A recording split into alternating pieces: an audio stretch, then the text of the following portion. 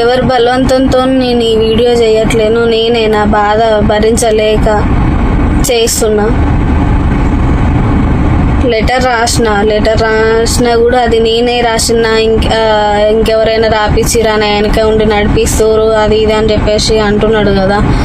అందుకే నా సొంత నిర్ణయం తీసుకొని ఇంతవరకు వచ్చిన, వాడితోటి ఉండి సంసారం చేసే ఓపిక నాకు లేదు.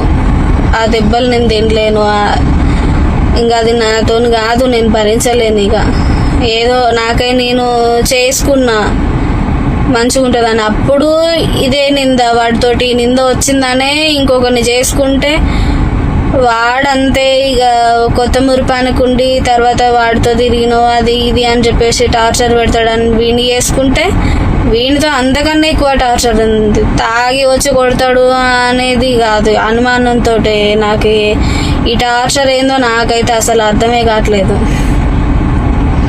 బాలు ఈరోజు ఈ 2-3 రోజుల నుంచి, ఈ 4 రోజుల నుంచి ఉన్నాడు. అంతకుముందు అన్నీ ఎవరికి ఏది చెప్పుకోకుండా నా లోపల నేను దాచిపెట్టుకొని ఉన్నందుకు ఇప్పుడు నన్ను బయటేసి నన్ను బజార్ దాన్ని చేసిండు. వీడియో ఏది పెట్టకుండా చేయకుండా ఏదో అడ్జస్ట్మెంట్ చేసుకుంటా అటో ఇటో నలుగురితో మాట్లాడుకుంటా ఏదో చేస్తుంటే దానికి అనుమానం ఒకటి అంటగట్టి వాడు పక్కన వండినవు 1000-2000కి వండే అంత చీప్ క్యారెక్టర్ అన్నది. నలుగురిలో ముఖం చూపించుకోలేక, అవతల వాళ్ళకి చెప్పుకోలేక, నా లోపల భరించలేక నరకం అనుభవిస్తున్నా నేను. ఇందులో అనవసరంగా సృజనని ఎందుకు ఇన్వాల్వ్ చేస్తుండో దానికి ఏం తెలియదు పాపం. అది సాయం చేసినందుకు దాన్ని అంత ఇది చేసేది, ఏదున్నా ఏ అవసరం ఉన్నా ఏ ఇబ్బంది ఉన్నా అది ఆదుకున్నందుకు, జ్వరం వచ్చినా నొప్పి వచ్చినా రోగం వచ్చినా హాస్పిటల్కి తీసుకుపోయినందుకు దాని మీద వాడు ఏడుస్తున్నాడు బ్రోకరు అని చెప్పి. అందుకే ఉండి అందరిని ఇబ్బంది పెట్టి, నా వల్ల అనవసరంగా బాలుని ఇబ్బంది పెట్టి, ఆయన అవసరానికి ఆదుకున్నందుక, అవసరానికి ఆదుకుండు అని అంటే పోయి వాని పక్కన వండి నానే అర్థమా? ఈ సిచ్యువేషన్కి నాకు నేను తెచ్చుకున్నదే, నా చెప్పుతో నేను కొట్టుకోవాలంతే. ఇక చేసుకున్న అనుభవించుకోవాలని చెప్పి ఇన్ని రోజులు బయటికి రాకుండా లోపల ఉండి ఉండి ఉండి ఉండి ఉంటే ఇప్పుడు లాస్ట్కి రోడ్డున పడేసిండు. చెప్పినా వినలేదు కదా, వినకుండా చేసుకున్నందుకు నాకు కావాల్సిందే ఇది. ఇంకా ఉండి పడేంత ఓపిక నాకు లేదు, అది నేను తట్టుకోలేను. ఇంకా నా వల్ల కాదు ఇక అసలు.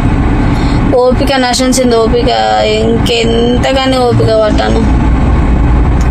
అందుకే పోతున్నా నేను కూడా మా నాన్న దగ్గరికి. అక్కడనే ప్రశాంతంగా ఉంటుంది.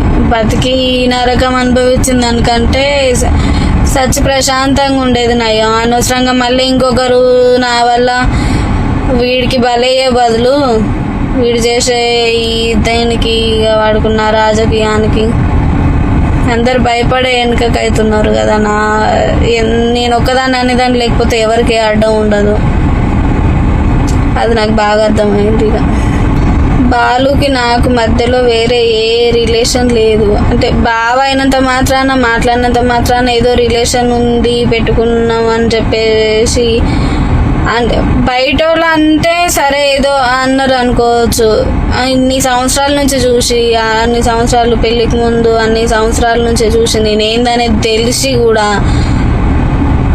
అంత నింద నా మీద ఎట్లా చేసిండు, ఎట్లా వేయాలనిపించింది. అది నేను అసలు నాకు ఆలోచన కూడా నా మైండ్ నుంచి పోవట్లేదు.